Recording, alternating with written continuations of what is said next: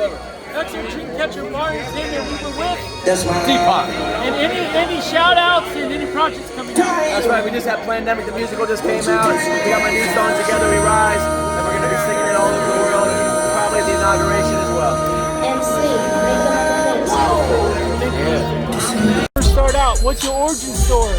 Yeah, my name is DPAK. I'm originally from Maryland, born and raised. My parents are from India, so I'm first generation Indian American. But I grew up studying pre-med and pre-law, but I always did music. So I was just on stage here with James Keef, and I also perform at AmFest and Rescue the Republic. I also did the music for Plandemic series, violin and singer, songwriter. So I ended up finishing my pre-med, pre-law, but I decided to be an artist and musician because I feel like we can impact the world with art and music, powerful songs, a vibration that can reach the masses with positive energy and positive message. So it's more of like a mission now, to be aligned as an advocate for humanity, to make music and art that can change the world and also transform the entertainment industry, which has been really taken over by demonic forces. And so we're kind of like, infiltrate from the inside and bring the good vibes back, to the music industry. So just independent art. My boy Jimmy Levy, he's here. He and I do Jimmy Levy, a lot of other musicians, Spirit, James O'Keefe. We're all just trying to bring the good vibes back and the entertainment and the music and bridge the world of truth, freedom, politics, and just love, but do it in like an authentic way where we're not selling out to the industry, not selling out to the big, controllers and the bankers and the cartels, and we're actually coming from the heart and really just being team humanity for the people, you know what I'm saying? And who's your favorite Indian musician and who's your favorite Indian movie? Man, Indian musician, I would say, Lal Goody J. Raman. You may not know him, he's a South Indian violinist. And I play violin, so I grew up listening to him. He's an amazing South Indian classical violinist, but there's also a person named Zakir Hussain, who just passed away last week, and I was blessed to be able to record him for a Disney show. I used to do music for Disney. I did 45 songs for Disney, and we got Zakir Hussain on the tablas and the percussion. So that was kind of an honor to be able to work with him and record him on that. So, and then favorite movie would be, when I was a kid, I grew up in the movie called Khamoshi. It's an Indian Bollywood love story. It's a beautiful story. So anyway, I don't know that many of them, because I grew up here in America, but I do love some of the classical Indian music. And how about what would you say is your dream collaboration? Dream collaboration? Dream collaboration? Yeah. Well, let's see. I'm a big fan currently. If it was anybody who was, even if they're not alive, Michael Jackson, just because he's legit. But I love Radiohead. If I could, jam with Radiohead and Tom York, that'd be amazing. Musically, I'm a Coldplay fan. I like Chris Martin. Vampire Weekend? Oh, Empire. Oh yeah. I got to meet a few of those guys. Vampire They're really nice. Weekend. I would love to jam with Vampire Weekend, Empire the Sun, MG. I like a lot of good music. So if they're good artists and they're true from the heart and they're not selling out energetically, then I'm down to align and perform and collab and play violin. I used to play with Rihanna. I played with a lot of other artists back in the day, but now I'm only want to align with people that are really doing the thing, doing the truth. Who inspires your style? Maybe a little bit of Michael Jackson, maybe a little bit of David Bowie, I've always been a crazy kind of wild artist, expressing myself. I've always been compared, I don't know if you were here, but I was just singing Billie Jean on stage with James O'Keefe, so I really like Michael Jackson, but also David Bowie, because he's a real artist, he really expressed himself with all sorts of different colors and different styles, and I really like being a character, stepping into the character inside of us that gets to express themselves, And how about ways to improve the inflation prices?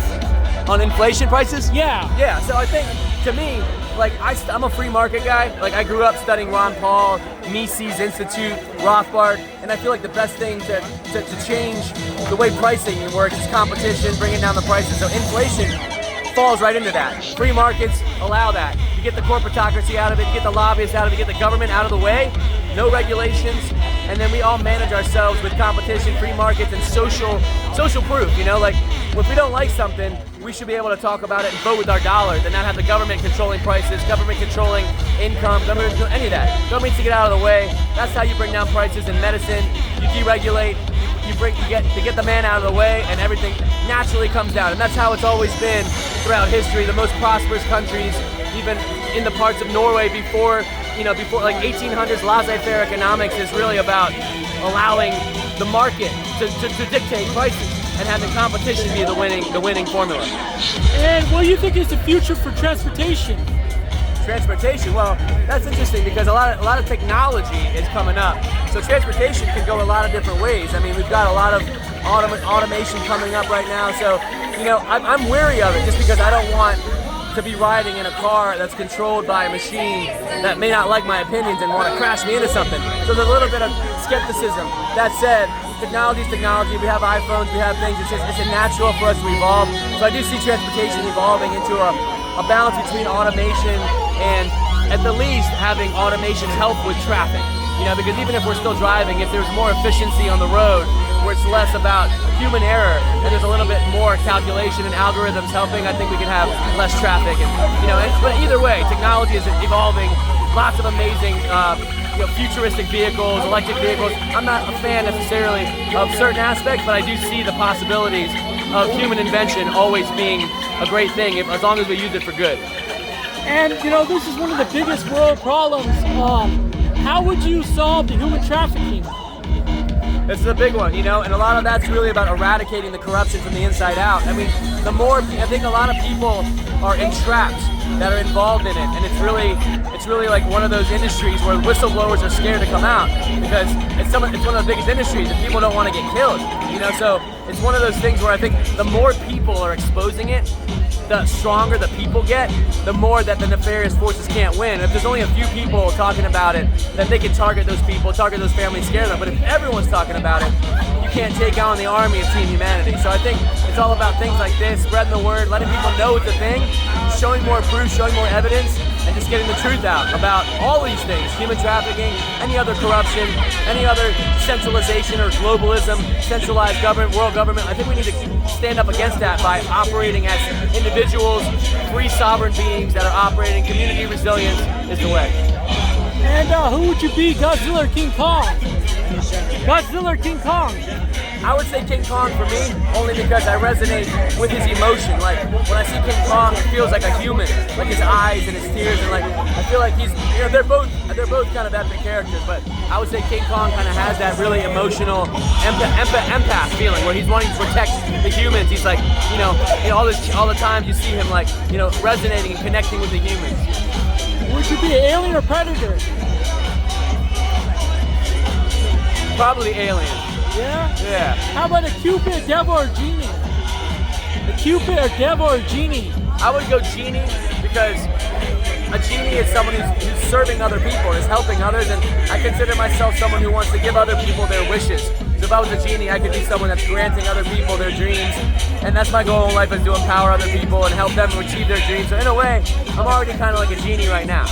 And would you be a kung fu master, ninja, samurai, or silent assassin? I would do Kung Fu because I'm a big fan of Bruce Lee, and he developed and actually refined Kung Fu into Jeet Kune Do, his own art. And so I'm a big Bruce Lee fan because of his philosophy, the way he empowers, the way he gets into don't think, feel, tapping into the body, tapping into the intuition. So Kung Fu to me, and Wing Chun specifically, Wing Chun and Jeet Kune Do. And would you walk on water, levitate in space, fly in a cloud, or fly a UFO? Well, let's see. I don't believe in space, and walking on water seems like a good thing to be able to do. I think it's not about the walking on water, but it's a sign of being able to control yourself relative to matter, and really stepping into the fact that we're all magnets. The Earth is a giant magnetic field, a torus shape, and we're in the plane of inertia. And so to walk on water really is a sign of the ability to tap into our own magnetic beingness. And in California, the fault line, how do you think they can fix that?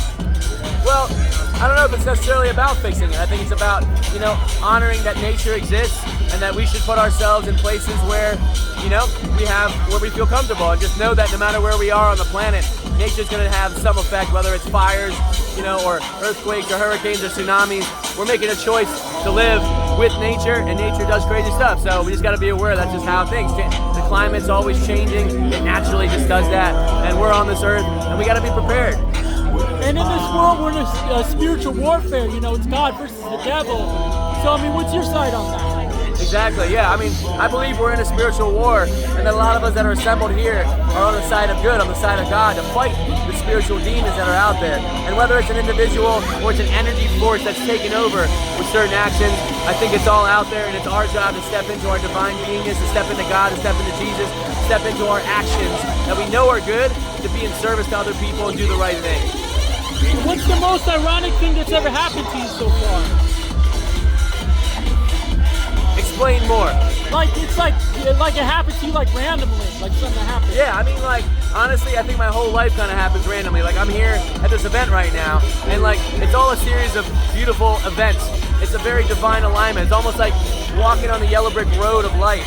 And just, I feel like if I'm breathing and I'm being humble and I'm stepping into like my divine alignment and my purpose, life sort of presents itself in a very perfect way. So in a way, all of it's ironic, all of it's serendipitous, all of it's synchronistic, all of it's divine, godly, and magical.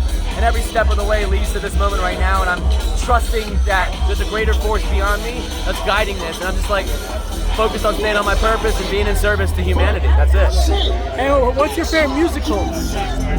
Funny you ask. I would say my favorite musical now is called Plandemic, the musical, because I wrote the whole thing myself. It's the project I did with Mickey Willis. It's a musical with featuring Jimmy Levy and Hi-Rez and JP Sears and myself and many other freedom fighters. And so right now it's my favorite because I feel really proud of the work that we did, the art that we did, and the love that went into it. So, but outside of something that I was a part of, I really love growing up with My Fair Lady. It's a beautiful story. It's like a taming of the shrew from Shakespeare brought to modern times in England, and I really enjoy Audrey Hepburn and all of the beauty that My Fair Lady represents with Henry Higgins, and just the whole story. It's a very, very beautiful story. I love In the Heights. Oh, nice. That's a good one. And how about what are your thoughts of cryptocurrency? And do you think that'd be the new currency, or do you think there'd be something else that would replace it? So, I'm a big cryptocurrency proponent. I'm an enthusiast. I've been part of the decentralized philosophy for a long time, which includes cryptocurrency. So I think the important thing about cryptocurrency is maintaining the philosophy of it, which is decentralization, privacy, anonymous, peer-to-peer transactions, and just knowing that we have a right as humans to trade and interact in commerce without any government intervention. That's what cryptocurrency is to me. That's what it's all about. And so I think it's really important to maintain that. I know that there's other things coming down the pipeline with governments and CBDCs. Those are all going to be coming. I think as that happens, I think we need to really empower ourselves and really lean in more to the privacy of cryptocurrency and privacy coins, Bitcoin itself, Ethereum, all these different things that have different functionality and different utility. But I think if we maintain the fact that the purpose is for us to interact peer-to-peer without any interference, without getting permission from big daddy government, that's the point of the philosophy of decentralization. And to me, that's what Bitcoin represents. And I'm a big fan of standing by that and acting on that and interacting in commerce privately with my fellow humans without any interference from any other higher entities that don't have authority over me or anybody else. And there's been rumors of war, either it be chemical warfare or drones attack. How do you think we can prevent that? I mean, I think just like the other question about how we can prevent anything with those human trafficking, I think the more we wake up, the more we stand up as Team Humanity, the bigger our army of individuals is, the less power that they will have over us. So that includes anything. That includes warfare, that includes poisonous food. I think the more we learn about it, the more we tell everybody, the more we can stand up, the more we protest, the more we choose what we eat, choose what we do with our dollars, the more we have, the more power we have. So same thing when it comes to war, we can stand up against it. We can not pay into the war system, the tax system, the voting system, which is really promoting extortion of people taking their money against their will and using it for things they don't believe in, like war. And I don't want to participate in that. I think the more we stand up and not participate in that, the less that they have power to do war. And in this industry, there's been a lot of crazy shit going on, especially the music industry. So how would you help artists avoid that? Yep, so I would say for me, again, the general theme when you ask a question about avoiding, it's not really about avoiding something, it's about replacing it. So same thing with economy, we create our own parallel economies. If it's a music industry, we create a parallel music industry. And that's what I'm here to do, and that's what a lot of my friends, like I mentioned, my friend Jimmy Levy and Spirit, and other artists that I've aligned with, that we're here to create our own music independently, that's not compromised, where we're not tempted to do things and sell our souls. And I think the more of us, the more artists that can step up, the more artists that can speak out and sing out and not be afraid of cancel culture. Being canceled to me is a badge of honor. Get canceled. Let's do this. Let's show up and get canceled, because we're building our audience of real truth seekers, and that the bigger our audience is, the less power the industry has over artists like me and anybody else. That's how we beat the music industry, is by creating our own. And would you be a Pokemon Master, Dual Master, Super Saiyan? Super. Yeah? Yeah. Which one? The third one. And how about your favorite author? My favorite author? Yeah. Douglas Adams. He wrote the Hitchhiker Guide series. I'm really a big fan of that combination of British humor and science fiction that also plays with philosophy and existentialism. To me, Douglas Adams captures that in a beautiful way. And what's your spirit animal? My spirit animal is the Black Panther. I resonate with the cat, the feline, especially like a big cat, like a Black Panther. What mythical creature would you be? Say that again? Mythical creature. I thought you were here. What mythical creature would you be? What creature? Yeah, mythical creature. Oh, mythical creature. I love dragons. I'm a big fan of dragons because the fire symbol. And I really like, so some kind of ancient mystical dragon would be a beautiful thing. And how about a Transformer, Power Ranger, Ninja Turtle?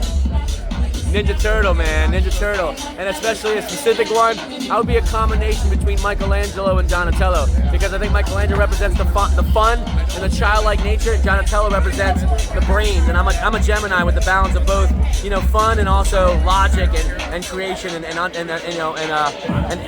invention. Donatello is very inventive and scientific, and Michelangelo's like, hey, lighten up. I think a balance of that is important.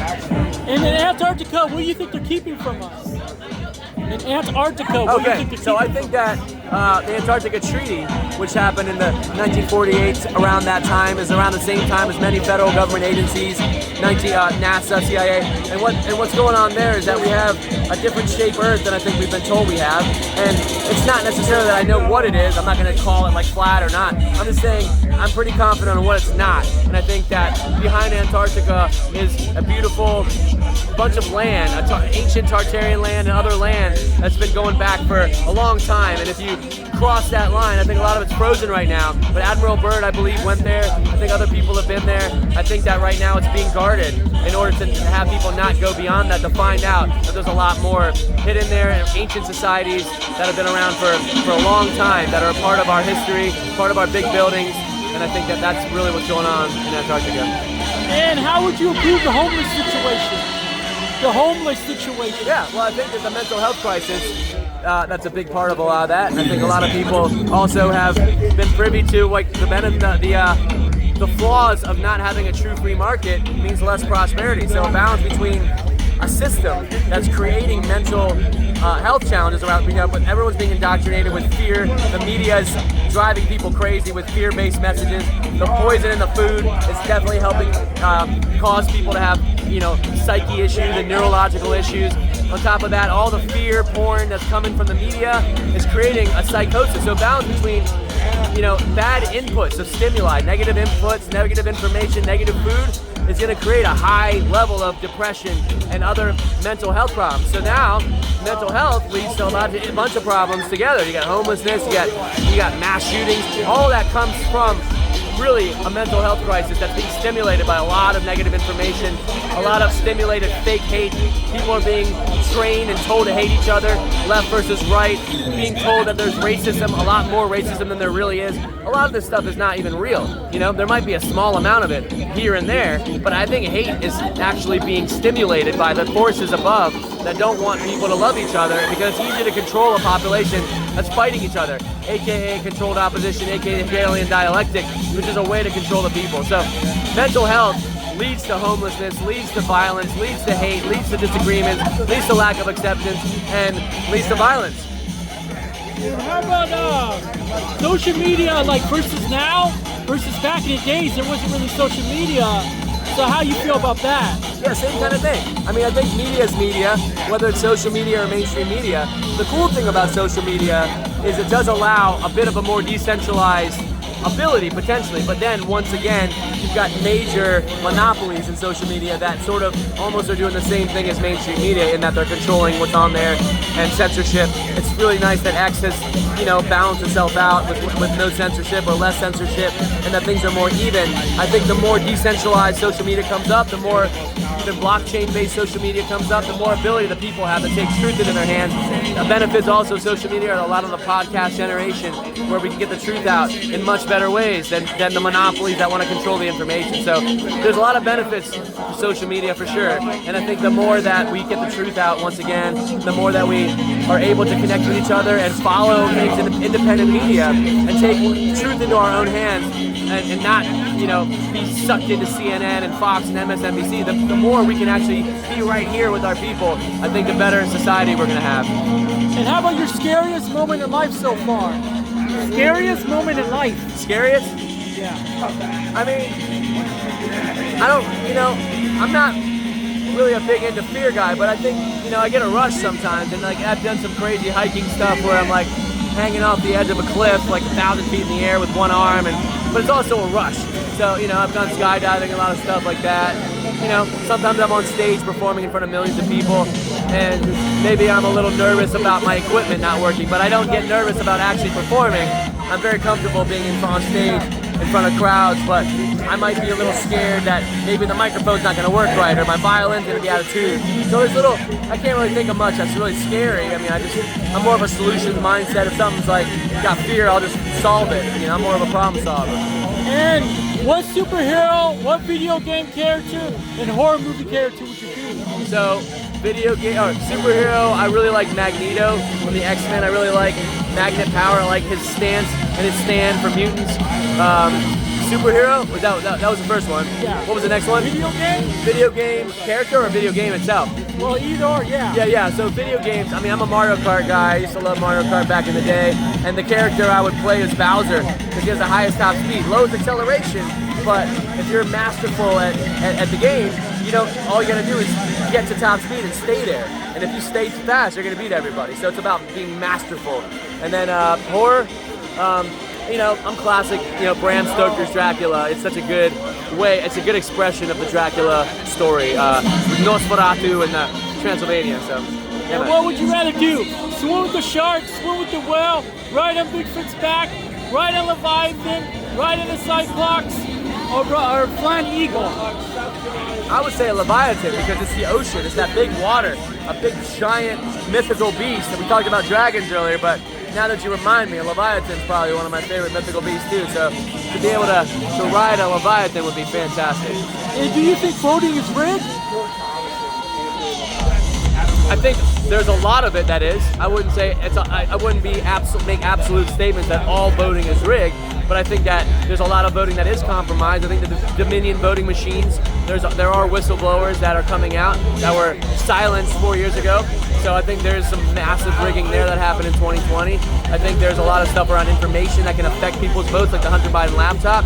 So that wouldn't be the voting itself being rigged, but that would be the messaging being rigged to affect the voting. I think there's definitely stories about ballots of pallets, pallets of ballots being dumped, and so I think there's a lot of questionable stuff that's come up. Dinesh D'Souza did a movie, 2,000 Mules. So there's a lot of evidence that there's some shady tampering around elections, and I think hopefully we can get a handle on that. And how do you feel about the open borders policy? Yeah, I'm definitely not a fan of well, here's my thing. As an old school, classical libertarian, I would say if things are open, then you can't offer the benefits. It's either one or the other. If you're going to offer benefits and all that, well, then you can't have open borders at the same time, because you're going to incentivize people coming to get the benefits. So if you want to go classical libertarian, you would have no benefits and have the free market handle that, and then allow movement and free trade also. So you can't have both. So I would say if you go full extreme and have full freedom and liberty, then you don't necessarily have to focus on borders. You focus more on the free market handling the borders. But if you're going to not do that like we have now, and you want to protect the nations, then we got to absolutely seal the borders and make sure that everyone's following the rules and coming in here legally. So you can't have both. And how would you help someone through a dark time in life?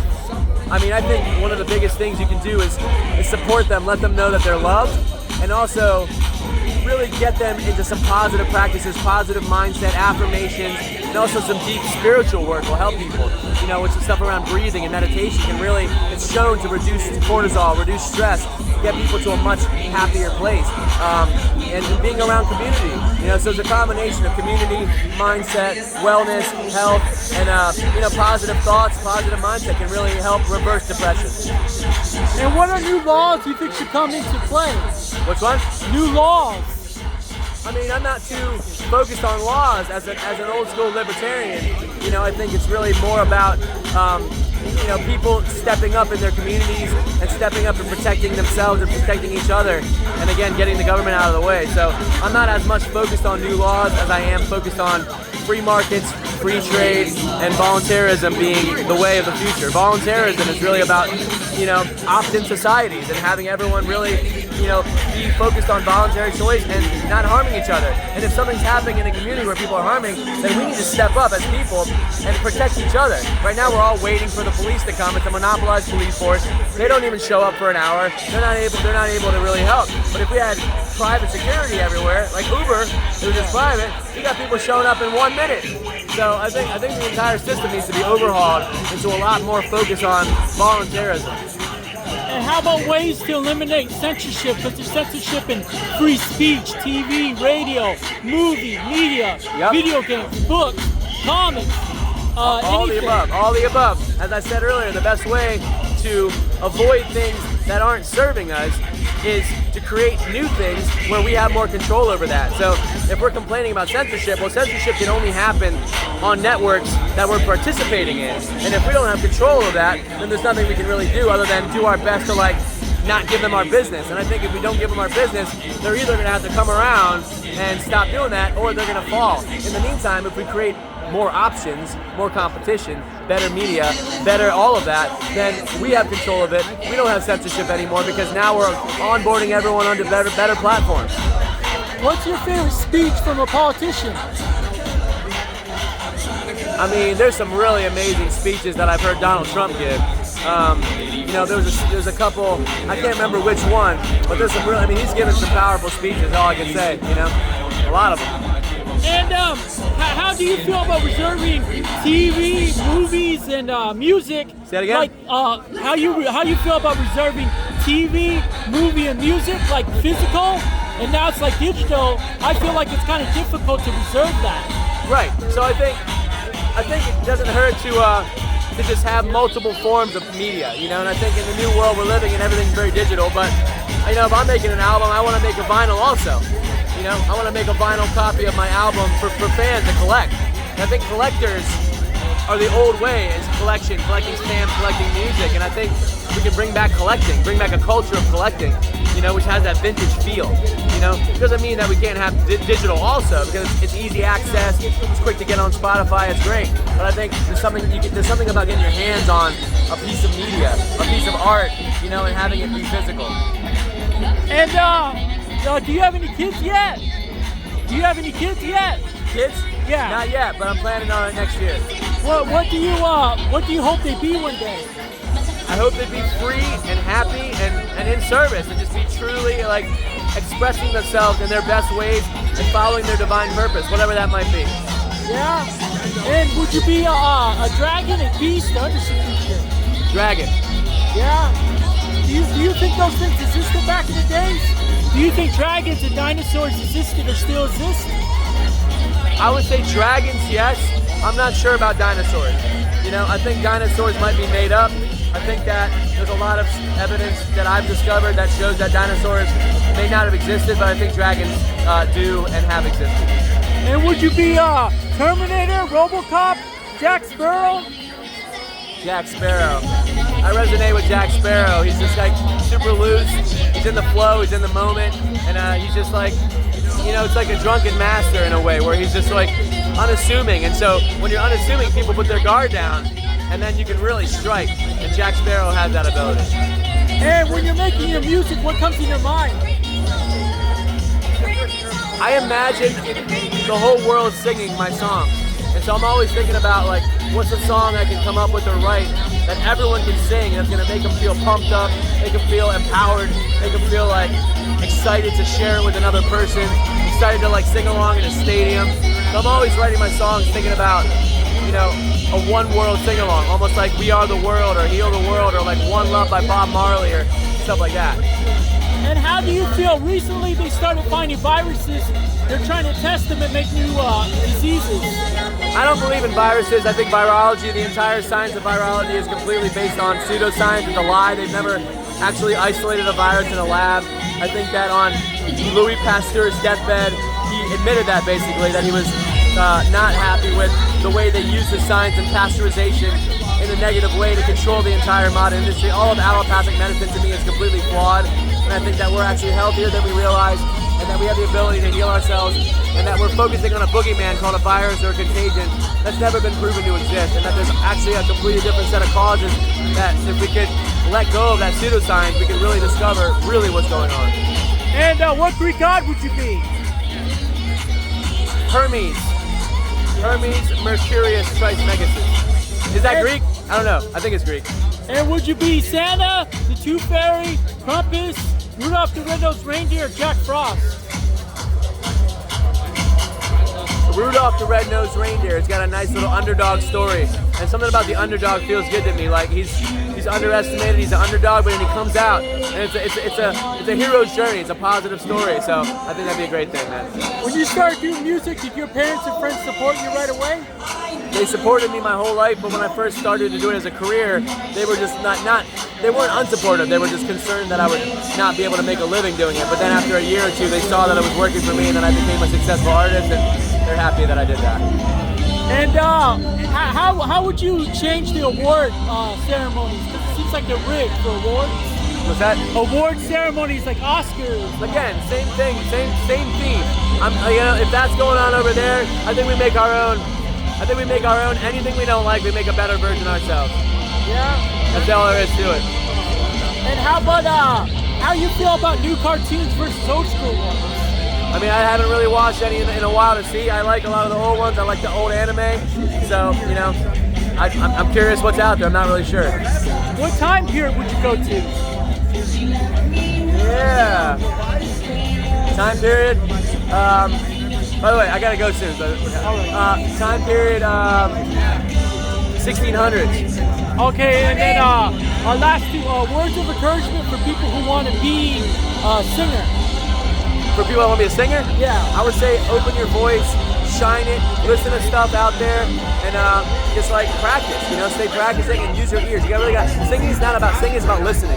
You gotta step up your listening. And last one, would you be E.T., a Gremlin, a Troll, SpongeBob, Felix the Cat, Papa the Sailor Man, a Jetson, Futurama, Simpsons, or Rugrats, or Red and Stimpy, or Picking the Brain? South Park. Yeah? Yeah. South Park's cutting edge, baby. Thank you.